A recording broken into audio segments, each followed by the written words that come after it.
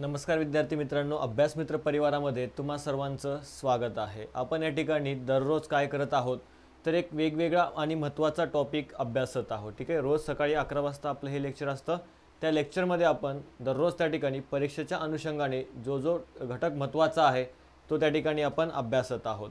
आजच्या या लेक्चरमध्ये आपण गांधी युगाचा अभ्यास करणार आहोत। गांधी युगामध्ये सगळ्यात महत्त्वाचं असणारं म्हणजे काय आहे तर गांधीजींचे सुरुवातीचे 3 जे काही महत्त्वाचे सत्याग्रह आहेत ते सत्याग्रह आपण त्या ठिकाणी अभ्यासणार आहोत, ज्यामध्ये चंपारण्याचा सत्याग्रह आहे, जे काही अहमदाबादचा गिरणी कामगारांचा सत्याग्रह असेल किंवा खेडा सत्याग्रह असेल, हे 3 जे काही महत्त्वाचे सत्याग्रह आहेत गांधीजींचे ते त्या ठिकाणी आजच्या लेक्चरमध्ये तुम्हाला अभ्यासायला मिळणार आहेत, ज्यावर परीक्षेमध्ये हमखास एखादा प्रश्न काय केला जातो आपल्याला विचारला जातो। त्यासाठी हे लेक्चर महत्त्वाचं आहे, शेवटपर्यंत सर्वांनी अभ्यासायचं आहे। त्याचप्रमाणे या लेक्चरची जी काही PDF असेल ती तुम्हाला आपल्या अभ्यास मित्र सरळ सेवा नावाचं ॲप्लिकेशन आहे, त्या ॲप्लिकेशन तुम्हाला त्या ठिकाणी मिळून जाईल। त्यासाठी ॲप्लिकेशन इन्स्टॉल करून ठेवायचं आहे। त्याचबरोबर तुम्हाला काय करायचं आहे तर आपलं अभ्यास मित्र सरळ सेवा नावाचं टेलिग्राम चॅनलसुद्धा आहे, तिथंसुद्धा तुम्हाला काय करायचं आहे जॉईन करून ठेवायचं आहे। या व्हिडिओची जे काही लिंक असतात ते तुम्हाला आपल्या टेलिग्राम चॅनलवर मिळून जातील। ठीक आहे, तर सुरुवात करूयात। गांधी युगाला या ठिकाणी आपण सुरुवात करणार आहोत। जर आपण सुरुवात आधी आपण बघितलं महात्मा गांधी यांचा जन्म कधी झालेला होता तर मित्रांनो लक्षात ठेवा 2 ऑक्टोबरला जन्म झालेला आहे। कधी? 2 ऑक्टोबरला महात्मा गांधीजींचा काय झाला होता या दिवशी महात्मा गांधीजी यांचा जन्म झालेला आहे 2 ऑक्टोबरला। ठीक आहे, लक्षात ठेवायचं आहे। मग आता गांधीजींचं जर आपण बघितलं तर त्यांचं शिक्षण झाल्यानंतर जर आपण बघितलं ते कुठे गेलेले होते तर ब्रिटनला गेले होते। ठीक आहे, जर आपण बघितलं ब्रिटनमधून त्यांनी काय केलं होतं कायद्याचा अभ्यास पूर्ण केला होता। कुठून? ब्रिटनमधून कायद्याचा अभ्यास त्यांनी पूर्ण केला, त्यानंतर ते भारतामध्ये आले। ठीक आहे, त्यानंतर जर आपण बघितलं जवळपास 1893ला ते कुठे आलेले होते भारतामध्ये आलेले होते। भारतामध्ये आल्यानंतर त्यांनी काय केलेलं होतं तर वकिली व्यवसाय आपला सुरुवात केली होती। ठीक आहे, आपल्या वकिली व्यवसायाला भारतामध्ये सुरुवात केलेली आहे। मग आता इथं आल्यानंतर त्यांना काय झालं होतं, एका व्यापाऱ्याशी त्यांची भेट झालेली आहे। ठीक आहे, एका व्यापाऱ्यासोबत त्यांची भेट झालेली होती। मग त्या व्यापाऱ्यानं काय केलं होतं तर महात्मा गांधीजींना त्याचा वकील म्हणून ठीक आहे कुठं पाठवलेलं होतं दक्षिण आफ्रिकेमध्ये एक खटला लढवायला पाठवलेला होता। ठीक आहे, या व्यापाऱ्याचा एक खटला जो आहे तो कुठं सुरू होता दक्षिण आफ्रिकेमध्ये सुरू होता। मग तो खटला लढवायला कुठं पाठवलेला आहे महात्मा गांधीजींना तर दक्षिण आफ्रिकेमध्ये पाठवण्यात आलेलं होतं। ठीक आहे, लक्षात ठेवायचं आहे 1893ला। मग त्याच वर्षी ते कुठे गेलेले होते दक्षिण आफ्रिकेमध्ये गेलेले होते। लक्षात ठेवा कुठे गेले होते दक्षिण आफ्रिकेमध्ये। मग एक व्यापारी होता, त्या व्यापाऱ्याचा खटला लढवण्यासाठी ते दक्षिण आफ्रिकेला गेले होते। मग कोणता व्यापारी होता तर लक्षात ठेवायचं आहे दादा अब्दुल्ला नावाचा व्यापारी होता। ठीक आहे, दादा अब्दुल्ला नावाचा एक व्यापारी होता। या व्यापाऱ्याचा खटला लढवण्यासाठी ते कुठे गेलेले होते तर दक्षिण आफ्रिकेला गेलेले होते। लक्षात ठेवायचं आहे। मग यानंतर तिथं गेल्यानंतर जर त्या ठिकाणी गेल्यानंतर त्यांना काय झालेलं आहे तर वेगवेगळ्या ज्या काही तिथल्या जुलूम आहे अन्याय आहे, तिथला जो काही जुलूम आणि अन्याय इथल्या लोकांवर होत आहे ते त्यांच्या डोळ्यासमोर आलेला होता। ठीक आहे, म्हणजे ज्या ट्रेननं प्रवास करत होते त्या ट्रेनमधून सुद्धा त्यांना काढून टाकण्यात आलेलं होतं। त्याचप्रमाणे तिथले जे काही भारतीय व्यक्ती आहेत दक्षिण आफ्रिकेमधले आणि तिथले जे काही कृष्णवर्णीय लोक आहेत यांच्यावर सुद्धा मोठ्या प्रमाणामध्ये काय होत होतं अन्याय आणि जुलूम त्या ठिकाणी तिथले जे काही गोरे लोक आहेत ते करत होते। त्यामुळं या ठिकाणी गांधीजींच्या मनामध्ये असं आलं की ह्या लोकांचे काही प्रश्न आहेत आणि या ठिकाणी भारतीयांना जी काही वागणूक दिली जाते ती वागणूक चांगली दिली जात नाही, यांचा छळ या ठिकाणी होतो, या विरोधात आवाज उठवणं गरजेचं आहे असं त्या ठिकाणी गांधीजींचं मत झालेलं होतं। त्याचप्रमाणे हे जे काही दक्षिण आफ्रिकेमध्ये लोक होते त्या लोकांना काय केलं जात होतं तर एक ठराविक एरिया ठरवून दिला होता की तुम्ही याच ठिकाणी राहा। मग तो एरिया जर आपण बघितलं कसा असायचा तर त्या ठिकाणी अस्वच्छ असायचा, गलीच एरिया असायचा, घाण त्या ठिकाणी असायची आणि अशा ठिकाणी त्या लोकांना आपलं आयुष्य जे आहे ते काढावं लागायचं। त्याचप्रमाणे यांना रात्री 9 नंतर फुटपाथवर सुद्धा त्या ठिकाणी फिरायला परमिशन नव्हती। त्याचबरोबर बघा त्यांना मतदानाचा हक्क नव्हता, यांच्यामध्ये भेदभाव सुद्धा मोठ्या प्रमाणामध्ये केला जायचा, कमी पगारावर त्यांच्याकडून कामं करून घेतली जायची।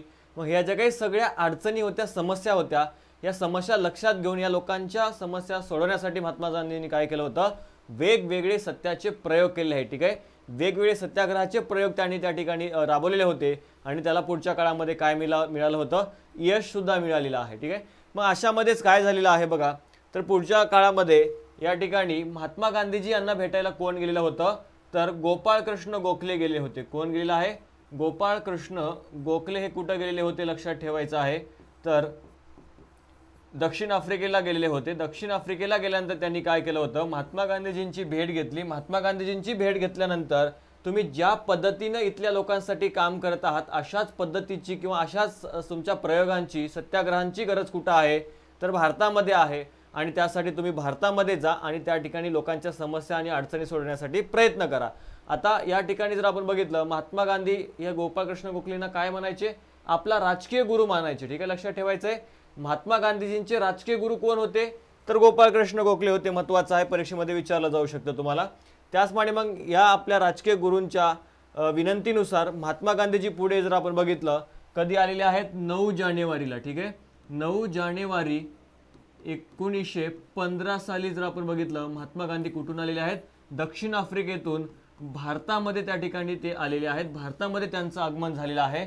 मग हा 9 जानेवारी दिवस भारतामध्ये काय म्हणून साजरा केला जातो हे तुम्हाला कमेंटमध्ये सांगायचं मित्रांनो। ठीक आहे, भारतामध्ये हा 9 जानेवारी दिवस काय म्हणून साजरा केला जातो हे तुम्हाला कमेंटमध्ये सांगायचं आहे। याचं जे काही आन्सर आहे मी तुम्हाला लेक्चरच्या शेवटी देईन। ठीक आहे, तर महत्त्वाचं आहे 9 जानेवारी 1915 ला ते भारतामध्ये आले। मग भारतामध्ये आल्यानंतर त्यांनी लगेच सत्याग्रहाच्या प्रयोगाला सुरुवात केली होती का किंवा हे चळवळीला सुरुवात केली होती का तर नाही। ठीक आहे, मग याआधी जर आपण बघितलं ज्यावेळेस गोपाळकृष्ण गोखले आणि महात्मा गांधीजी यांची भेट दक्षिण आफ्रिकेमध्ये झालेली होती त्यामध्ये यांच्यामध्ये काही चर्चा झाल्या होत्या। त्या चर्चेमध्ये एक महत्त्वाचा मुद्दा त्या ठिकाणी गोखलेंनी गांधीजींना सांगितलेला होता, तो म्हणजे काय तर तुम्ही त्या ठिकाणी भारतामध्ये जा, मात्र लगेच जे काही प्रयोग आहे ते तुम्ही करू नका। त्याआधी तुम्हाला काय करायचं आहे भारत भ्रमण करायचं आहे। नुसतं फिरायला जायचं आहे का तर नाही, त्या ठिकाणी लोकांचे जे काही अडचणी आहेत समस्या आहेत त्या समस्या तुम्ही त्या ठिकाणी समजून घ्या। शेतकऱ्यांचे प्रश्न नेमके काय आहेत, कामगारांचे प्रश्न नेमके काय आहेत ते त्या ठिकाणी आधी तुम्ही समजून घ्या आणि त्यानंतरच तुम्हाला काय करायचं आहे तर चळवळ हातामध्ये घ्यायचे। तुमचे प्रयोग जे आहेत सत्याग्रह जे आहेत ते तुम्हाला भारतामध्ये करायचे आहेत। ठीक आहे, मग त्यानुसार 9 जानेवारी 1915 ला ते ज्यावेळेस इथं भारतामध्ये आले त्यानंतर त्यांनी काय केलं होतं तर आधी या ठिकाणी भारतभर दौरा केला, इथल्या लोकांचे प्रश्न समजून घेतले, शेतकऱ्यांचे प्रश्न समजून घेतले, कामगारांचे प्रश्न समजून घेतले आणि या प्रश्न समजून घेतल्यानंतर मग त्यांनी पुढच्या काळामध्ये काय केलेलं आहे आपले सत्याग्रह करायला इथं सुरुवात केलेली आहे। ठीक आहे, लक्षात ठेवायचं आपले सत्याग्रह करायला सुद्धा सुरुवात केली आहे। 1916 ला त्यांनी साबरमती आश्रमाची सुद्धा स्थापना केली होती। ठीक आहे, 1916 ला साबरमती आश्रमाची सुद्धा स्थापना त्यांनी केलेली आहे पुढच्या काळात। मग ज्यावेळेस त्यांनी पहिला सत्याग्रहाचा प्रयोग केला होता तर तो कुठं केला होता चंपारण्य इथं। ठीक आहे, चंपारण्य इथं त्यांनी काय केला होता आपल्या सत्याग्रहाचा पहिला प्रयोग केला होता। लक्षात ठेवायचं आहे कधी 1917 साली आले होते, कधी 1915 साली आले होते, मात्र प्रयोग त्यांनी कधी केलेला आहे 1917 साली। आता झालं काय होतं या चंपारण्य या ठिकाणी तर लक्षात घ्या मित्रांनो, इथले जे काही शेतकरी होते या शेतकऱ्यावर अन्यायकारक त्या ठिकाणी काय करण्यात येणार होता यांच्याकडून जर आपण बघितलं तर काय केलं जाणार होतं तर यांच्या जमिनीवर निळीचं जे काही पीक आहे, नीळ हे जे काही पीक आहे ते पीक त्या ठिकाणी सक्तीनं लागवड करण्याची जी काही पद्धत आहे किंवा धोरण आहे ते ब्रिटिशांनी राबवलेलं होतं। ठीक आहे, यांच्या 15% जमिनीच्या भागामध्ये काय तर नीळ पीक त्या ठिकाणी लावणं हे त्या ठिकाणी सक्ती याची करण्यात आली होती, लक्षात ठेवा। ठीक आहे, मग पुढे 1916च्या लखनौ अधिवेशनामध्ये काय झालं होतं तर राजकुमार शुक्ला नावाचा एक व्यक्ती आहे, व्यक्तीचं नाव काय आहे राजकुमार शुक्ला नावाचा व्यक्ती लखनौ अधिवेशनामध्ये गांधीजींना भेटला आणि या बिहारमधल्या चंपारण्य जिल्ह्यामधल्या जे काही शेतकऱ्यांची दयनीय अवस्था आहे त्या दयनीय अवस्था त्यांनी काय महात्मा गांधीजींना या लखनौ अधिवेशनामध्ये सांगितली आणि त्यानंतर त्यांना विनंती केली की तुम्ही काय करा या शेतकऱ्यांचे प्रश्न सोडवा। आणि या विनंतीला मान देऊन मग महात्मा गांधीजी बघा 10 एप्रिल 1917 रोजी बिहारमधील चंपारण्य जिल्ह्यातलं जे काही मोतीहारी हे मुख्यालय आहे त्या या मुख्यालयामध्ये ते गेले आणि इथं त्यांनी काय केलेलं आहे तर हा सत्याग्रहाचा यशस्वी प्रयोग त्यांनी केला। ठीक आहे, यशस्वी प्रयोग त्यांनी या चंपारण्य जिल्ह्यातल्या या मोतीहारी भागामध्ये केलेला होता आणि भारतातील हा पहिलाच सत्याग्रह यशस्वी त्यांनी झालेला होता। ठीक आहे, भारतातला त्यांचा पहिलाच प्रयोग होता जो कसा झालेला होता यशस्वी सुद्धा त्या ठिकाणी झालेला आहे। ठीक आहे, मग चंपारण्यातील जे काही शेतकरी आहेत त्या शेतकऱ्यांना आपल्या जमिनीच्या 15% भागामध्ये काय करावं लागत होतं तर या ठिकाणी या निळीचं पीक जे आहे ते या ठिकाणी लागवड करणं बंधनकारक करण्यात आलेलं होतं, लक्षात ठेवा। ठीक आहे, त्याचप्रमाणे या पद्धतीला काय म्हटलं जातं 3 कंटिया पद्धत सुद्धा म्हटली जाते। ठीक आहे, 3 कंटिया पद्धत सुद्धा त्या ठिकाणी म्हटलं जातं। 20 कंटाचा 1 एकर व 1 एकरी किती 3 कंटाची लागवड म्हणजेच काय तर 3 कंटिया पद्धत म्हणून सुद्धा या चंपारण्य सत्याग्रहामधली जी काही पद्धत होती या पद्धतीला त्या ठिकाणी म्हटलं जायचं। ठीक आहे, मग या विरोधात महात्मा गांधींनी आवाज उठवला आणि या ठिकाणी या शेतकऱ्यांचे प्रश्न सोडवले आहेत। मग ज्या वेळेस महात्मा गांधी या ठिकाणी या चंपारण्य या भागामध्ये पोहोचलेले होते बिहारमध्ये त्यावेळेस त्यांच्यासोबत काही सहकारी सुद्धा होते जे तुम्हाला परीक्षेमध्ये विचारले जाऊ शकतात. मग कोणते कोणते सहकारी होते बघा, तर राजेंद्र प्रसाद आहेत, JB कृपलानी आहेत, ब्रिज किशोर आहेत, N सिन्हा आहेत, मजहर उल हक आहेत, महादेव देसाई आहेत आणि नरहर पारिक इत्यादी जी काही सहकारी आहेत ते महात्मा गांधीजी सोबत कुठं पोहोचलेले होते, तर या बिहारमधल्या चंपारण या ठिकाणी ते पोहोचलेले होते आणि त्या ठिकाणी जाऊन यांनी काय केलं आहे, तर या ठिकाणी सत्याग्रहामध्ये भाग घेतला होता. हे व्यक्ती महत्त्वाचे आहे, ठीक आहे, लक्षात ठेवा. मग आता महाराष्ट्रातून सुद्धा काय झालं होतं, तर एक तुकडी गेलेली होती, ठीक आहे. महाराष्ट्रामधून सुद्धा काय झालेलं आहे, तर एक तुकडी त्या ठिकाणी चंपारण या ठिकाणी गेलेली होती. मग यामध्ये कोण होतं, 2 महिला आहेत, लक्षात ठेवायचं आहे. एक आहेत अवंतिकाबाई गोखले आणि दुसऱ्या कोण आहेत, तर आनंदी वंशपायन आहेत, ठीक आहे, लक्षात ठेवा. एक तुकडी कुठून, महाराष्ट्रामधून सुद्धा एका तुकडीने सत्याग्रहामध्ये भाग घेतला होता, ज्यामध्ये अवंतिकाबाई गोखले आणि आनंदी वंशपायन या 2 महिला ज्या आहेत त्या तुकडीमध्ये सहभागी होत्या. आणि याच चंपारण सत्याग्रहाच्या वेळेस या ठिकाणी गांधीजींचं एक चरित्र सुद्धा लिहिण्यात आलेलं आहे, ठीक आहे. महात्मा गांधीजींचं एक चरित्र सुद्धा या चळवळीच्या दरम्यान लिहिण्यात आलं होतं. मग हे चरित्र कोणी लिहिलं आहे, तर लक्षात ठेवा, परीक्षेमध्ये तुम्हाला विचारलं जाईल कोणी, अवंतिकाबाई गोखलेंनी, ठीक आहे. अवंतिकाबाई गोखलेंनी काय केलं होतं, गांधीजींचं मराठी भाषेतून चरित्र लिहिलं आहे, ज्या चरित्राचं नाव काय होतं, गांधीजींचं जीवन, ठीक आहे, लक्षात ठेवा. काय आहे चरित्राचं नाव, गांधीजींचं जीवन. हे चरित्र मराठीतून कोणी लिहिलं आहे, अवंतिकाबाई गोखलेंनी लिहिलं आहे. आणि कोणत्याही भारतीय भाषेतून लिहिलं गेलेलं हे पहिलं महात्मा गांधीजींचं चरित्र आहे, लक्षात ठेवा, परीक्षेमध्ये प्रश्न विचारला जाईल, ठीक आहे. चंपारणला असताना अवंतिकाबाई गोखलेंनी काय केलेलं आहे, गांधीजींचं मराठीतून चरित्र लिहिलं, ज्याचं नाव काय आहे, गांधीजींचं जीवन या नावाने त्यांनी ते प्रकाशित केलेलं होतं. लक्षात ठेवायचं आहे, हे भारतीय भाषेतील गांधीजींचं काय होतं, पहिलं चरित्र आहे, ठीक आहे, जे कोणी लिहिलं होतं, अवंतिकाबाई गोखलेंनी लिहिलं आहे. क्लिअर आहे. या पद्धतीमुळे बघा शेतकऱ्यांचं अतोनात नुकसान झालेलं होतं, ज्यामुळे या ठिकाणी सत्याग्रह जो आहे तो करण्यात आलेला होता. मग पुढच्या काळामध्ये हे जे काही सत्याग्रह सुरू झाला होता, मग या सत्याग्रहामध्ये ब्रिटिशांनी मग काय केलं होतं, तर एक चौकशी समिती बसवलेली होती. मग या ठिकाणी जर आपण बघितलं, शेवटी मळेवाल्यांशी काय झालेली आहे, तडजोड झाली, म्हणून केवळ 25% रक्कम परत करावी अशी सूट याच्यामध्ये देण्यात आलेली होती. काय केला जायचा, तर त्या ठिकाणी जर्मनीमध्ये जर आपण बघितलं तर सिंथेटिक रंगाचा शोध लागला होता, त्यामुळे इथले जे काही नीळ पिकवणारे शेतकरी होते, मग यांच्याकडून जर आपण बघितलं तर हे ब्रिटिश काय करणार होते, तर यांच्याकडून खंड वसूल करणार होते आणि यांना काय, तर निळीच्या जे काही लागवड आहे त्या लागवडीतून मुक्त करणार होते. मग त्यासाठी जर आपण बघितलं तडजोड झाली आणि 25% रक्कम परत करावी अशी सूट याच्यामध्ये देण्यात आली होती. आणि बघा 17 एप्रिल 2017 रोजी चंपारण्य सत्याग्रहाची काय झालेली आहे, शताब्दी साजरी करण्यात आलेली आहे, ठीक आहे. 1917 ते 2017 ही जी काही शताब्दी आहे, ही शताब्दी 17 एप्रिल 2017 रोजी त्या ठिकाणी साजरी करण्यात आलेली आहे. मग यावेळी बिहार सरकारनं तत्कालीन राष्ट्रपती प्रणव मुखर्जी यांच्या हस्ते 2972 स्वातंत्र्य सेनानीचा काय केला आहे, गौरव या ठिकाणी केला आहे. मित्रांनो लक्षात ठेवायचं आहे, ठीक आहे. किती वर्ष, 100 वर्ष पूर्ण झालेली आहे 2017 साली. यानंतर महत्त्वाचं आहे अहमदाबाद आंदोलन, ठीक आहे. अहमदाबाद इथले जे काही गिरणी कामगार आहेत, त्या गिरणी कामगारांचा लढा सुद्धा तितकाच महत्त्वाचा आहे. कारण की काय झालेलं होतं बघा, या गिरणी कामगारांचं जे काही महत्त्वाचं कारण होतं संपावर जाण्याचं, ते काय होतं, तर यांना काय केलं जायचं, तर जे काही प्लेगची साथ आलेली होती, त्या प्लेगच्या साथीदरम्यान यांना एक प्लेग बोनस या गिरणी मालकांनी सुरू केला होता. मात्र कालांतराने तो काय करण्यात आला होता, प्लेग बोनस बंद करण्यात आला होता. मग या कामगारांनी काय केलं होतं की हे जे काही प्लेग बोनस तुम्ही बंद केलेला आहे ते पुन्हा चालू करा आणि आमच्या वेतनामध्ये सुद्धा काय करा, तर वाढ करा, ठीक आहे. आमच्या वेतनामध्ये 50% तुम्ही काय करायचे आहे, वाढ करायची आहे, अन्यथा आम्ही त्या ठिकाणी कामावर जाणार नाही, असा हट्ट जो आहे तो त्या ठिकाणी, अशी जी काही महत्त्वाची मागणी जी आहे ती या कामगारांनी केली होती. आणि त्यानुसार जे काही गिरणी मालक होते त्यांनी काय यांचे जे काही प्लेग बोनस आहे ते सुरू केले नाही, यांच्या पगारात सुद्धा वाढ केली नाही. म्हणून हे लोक काय झालेले होते, तर त्या ठिकाणी संपावर गेलेले होते. मग या ठिकाणी बघा काय झालं होतं, जे या ठिकाणी गांधीजींचे एक मित्र होते, ठीक आहे, एक गांधीजींचे मित्र होते, त्या मित्राचं नाव काय आहे, अंबालाल साराभाई, ठीक आहे. अंबालाल साराभाई हे गांधीजींना भेटले आणि या जे काही गिरणी कामगार जे आहेत ते जे संपावर गेले होते, यांची काही मागणी होती, ही मागणी त्यांनी गांधीजींना सांगितली. मग गांधीजींना विनंती सुद्धा केली होती की तुम्ही काय करा, ह्या कामगारांचे प्रश्न सोडवा. आणि त्यानंतर जर आपण बघितलं, महात्मा गांधीजी कुठे आले होते, अहमदाबादला आलेले होते आणि या ठिकाणी येऊन त्यांनी काय केलेलं आहे, या ठिकाणी येऊन उपोषण केलेलं आहे, ठीक आहे. उपोषणाला ते गांधीजी बसलेले होते, लक्षात ठेवायचं आहे. मग आता हे जे काही गिरणी मालक आहेत, ठीक आहे, गिरणी मालक आणि त्या ठिकाणी जे काही गिरणी कामगार आहेत, यांच्यामध्ये तडजोड व्हावी, एका लवादाच्या मार्फत काय केले जावेत, यांचे प्रश्न सोडवले जावेत असं या ठिकाणी ठरलेलं होतं. एक करार त्या ठिकाणी करण्यात आलेला होता.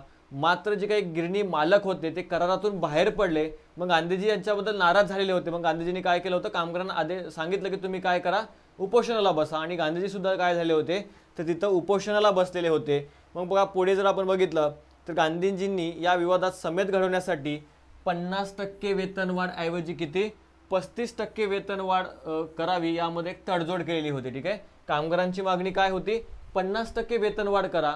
मात्र गांधीजींनी काय केला होता, एक अभ्यास केला होता. त्यांचा त्या ठिकाणी पगारीचा अभ्यास केला होता, त्यांच्या खर्चांचा अभ्यास केला होता. मग या सर्वांचा अभ्यास करून गांधीजींनी एक आकडा ठरवलेला होता, एक पर्सेंटेज ठरवलं होतं. 50% वेतन वाढीऐवजी किती करा तर 35% वेतनवाढ करणं गरजेचं आहे असं गांधीजींचं मत होतं. एक तडजोड इथं करण्यात आलेली होती.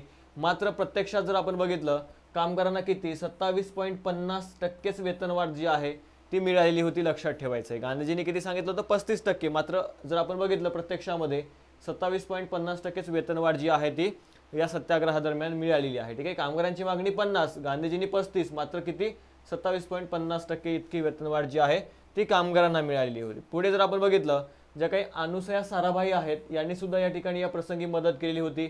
मग पुढच्या काळामध्ये अनुसया साराभाई आणि गांधीजींनी काय केलं आहे, अहमदाबाद मिल वर्कर असोसिएटर या संघटनेची स्थापना सुद्धा केलेली आहे. कोणी कोणी अनुसया साराभाई आणि महात्मा गांधीजी या दोघांनी काय केलं आहे तर याची स्थापना केलेली आहे. ठीक आहे, अहमदाबाद मिल वर्कर असोसिएटरची स्थापना सुद्धा केलेली आहे. लक्षात ठेवायचं आहे.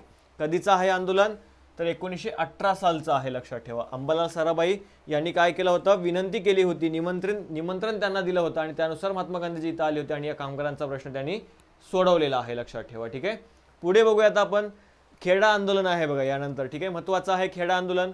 मोहनलाल पंडिया आणि शंकरलाल पारिख यांनी काय केलं होतं, खेड्यामध्ये आमंत्रित केलं होतं. ठीक आहे, खेडा हा जो काही प्रदेश आहे, भाग आहे, या भागामध्ये त्या ठिकाणी गांधीजींना मोहनलाल पंडिया आणि शंकरलाल पारिख या दोघांनी गांधीजींना तिथं आमंत्रित केलेलं आहे. आणि त्यानुसार मग महात्मा गांधीजी काय झाले होते, इथल्या शेतकऱ्यांचा प्रश्न सोडवण्यासाठी या खेडा या ठिकाणी आलेले आहेत. मग या शेतकऱ्यांचं नेमकं कारण काय होतं हे आपल्याला महत्त्वाचं माहिती असलं पाहिजे. ठीक आहे, आता बघा इथं काय झालं होतं तर त्या पूर्वीच्या काळी काय असायचं तर त्या ठिकाणी मोठ्या प्रमाणामध्ये दुष्काळ पडायचे, ज्यामुळे मोठ्या प्रमाणात जीवितहानी सुद्धा व्हायची. आणि अशा प्रसंगी काय करायचे ब्रिटिश तर शेतकऱ्याकडून तेवढ्याच दराने कर वसुली करायचे. आणि वेळ प्रसंगी हे जे काही शेतकरी होते मग या शेतकऱ्यांना काय तर या कर जो आहे तो त्या ठिकाणी देणं शक्य नसायचं, कारण की पाऊसच पडायचं नाही, काही पिकायचंच नाही. मग वेळ प्रसंगी हे काय करायचे, आपल्या जमिनी विकून टाकायचे. मग आता स्वतःच्या शेतामध्ये हे काय म्हणून राबू लागले होते तर शेतमजूर म्हणून राबू लागले होते. ठीक आहे, शेतमजुरांच्या संख्येमध्ये मोठ्या प्रमाणामध्ये वाढ झाली होती. पाऊस न पडल्यामुळे या ठिकाणी मोठ्या प्रमाणात दुष्काळ सुद्धा पडलेला होता. प्लेगची साथ सुद्धा आलेली होती आणि या प्लेगच्या साथीमध्ये सुद्धा या ब्रिटिशांचं जे काही वागणं होतं किंवा धोरण होतं ते खूप मोठ्या प्रमाणामध्ये चुकीचं होतं. लोकांचा छळ ते करू लागले होते. हे एक कारण होतं. भरमसाठ कर वाढवण्यात आलेला होता. मग या कारणामुळं या खेडा इथले जे काही शेतकरी होते त्या शेतकऱ्यांनी काय केलं होतं तर हे आंदोलन जे आहे ते करायला सुरुवात केली होती. ज्या आंदोलनाचं जे काही नेतृत्व आहे ते पुढच्या काळामध्ये कोणाकडे आलं होतं, महात्मा गांधीजी यांच्याकडे आलं होतं. आणि त्यानुसार मग काय झालेलं आहे, हा सत्याग्रह झालेला आहे. ठीक आहे, मग या आंदोलनामध्ये गांधीजींना वल्लभभाई पटेल, विठ्ठलभाई पटेल आणि इंदुलाल याज्ञिक इत्यादी जे काही सहकारी आहेत या सहकार्यांचं काय तर सहकार्य कोणाला लाभलेलं आहे तर महात्मा गांधीजींना लाभलेलं आहे. लक्षात ठेवा, महत्त्वाचं आहे. ठीक आहे, बघा काय श्रीमंत जे काही शेतकरी होते ते शेतकऱ्यांचं हे आंदोलन होतं. कोणी बोलवलं यावर तुम्हाला परीक्षेमध्ये विचारलं जाईल. लक्षात ठेवायचं आहे. ठीक आहे, राजकुमार शुक्ला कुठल्या भागाचा होता, त्यानं कुठं त्या ठिकाणी महात्मा गांधीजींना बोलवलेलं होतं. खेडा जर आपण गिरणी कामगारांचा जो काही लढा होता त्या गिरणी कामगारांच्या लढ्याचं निमंत्रण जे आहे ते महात्मा गांधीजींना कोणी दिलं होतं. आणि खेडा जो काही सत्याग्रह आहे या खेडा आंदोलनादरम्यान कोणी त्या ठिकाणी महात्मा गांधीजींना या ठिकाणी आमंत्रित केलं होतं हे तुम्ही लक्षात ठेवा. इथं प्रश्न विचारला जाईल आणि त्या प्रत्येक ठिकाणचं जे काही कारण आहे कशामुळं ते आंदोलन झालं होतं किंवा सत्याग्रह झाला होता ते कारण सुद्धा तुम्हाला लक्षात ठेवायचं आहे. आणि कोणते कोणते सहकारी यांच्यासोबत होते इतकंच लक्षात ठेवा, बाकी काही महत्त्वाचं नाही. ठीक आहे, वल्लभभाई पटेल आहेत, विठ्ठलभाई पटेल आहेत आणि इंदुलाल याज्ञिक आहेत. यांचं जे काही सहकार्य आहे ते या खेडा आंदोलनादरम्यान त्या ठिकाणी महात्मा गांधीजींना लाभलेलं आहे. ठीक आहे, आता बघा महत्त्वाचं या स्लाइडमध्ये जर आपण बघितलं तर काय आहे तर बघा महत्त्वाचं आहे. ठीक आहे, खरंच महत्त्वाचं आहे. कारण की गांधीजींनी जे काही प्रयोग केले होते, मग कोणता प्रयोग कोणत्या ठिकाणी केला होता हे इथं तुम्हाला पॉईंटमध्ये त्या ठिकाणी परीक्षेमध्ये प्रश्न विचारला जाईल. लक्षात ठेवा, चंपारण हा जो काही सत्याग्रह होता बिहारमधला चंपारण सत्याग्रह, हे कधी झालेला आहे? 1917 मध्ये झालेला आहे. मग हा गांधीजींचा भारतातला काय होता? पहिला सविनय कायदेभंगाचा सत्याग्रह होता. ठीक आहे, काय होता हा? भारतातला पहिला सविनय कायदेभंगाचा सत्याग्रह होता. आता पहिला सविनय कायदेभंगाचा सत्याग्रह कसा होता? तर लक्षात ठेवा, ज्या वेळेस ते कुठे गेलेले होते, तर या चंपारण या ठिकाणी गेलेले होते, त्यावेळेस ब्रिटिश अधिकारी जो होता, ठीक आहे, तिथला जो काही कमिशनर होता, त्यानं काय केलं होतं? महात्मा गांधीजींना आदेश दिला होता की तुम्ही काय करा, तर जिल्हा सोडून जा. मात्र या ठिकाणी महात्मा गांधीजींनी काय केलं आहे? जिल्हा सोडून जायला नकार दिला होता. म्हणजेच काय केलं होतं त्यांनी? तर कायद्याचा भंग केला होता. ठीक आहे, काय केलं होतं? कायद्याचा भंग केला होता. म्हणून याला काय म्हटलं जातं? लक्षात ठेवायचं आहे, गांधीजींचा भारतातला हा पहिला सविनय कायदेभंग होता. लक्षात ठेवा, कुठला? चंपारण्य सत्याग्रह लक्षात ठेवायचा आहे. जर आपण बघितलं, जसं की ॲनी बेझंट असतील, लोकमान्य टिळक असतील, हे काय करायचे? ब्रिटिशांनी जर त्यांना एखादं ठिकाण सोडून जायला सांगितलं तर ते काय करायचे? त्या घटनेचा निषेध करायचे. ठीक आहे, त्यांनी ते काय करायचे? त्या घटनेचा निषेध करायचे, मात्र तो आदेश पाळायचे. ठीक आहे, ते काय करायचे?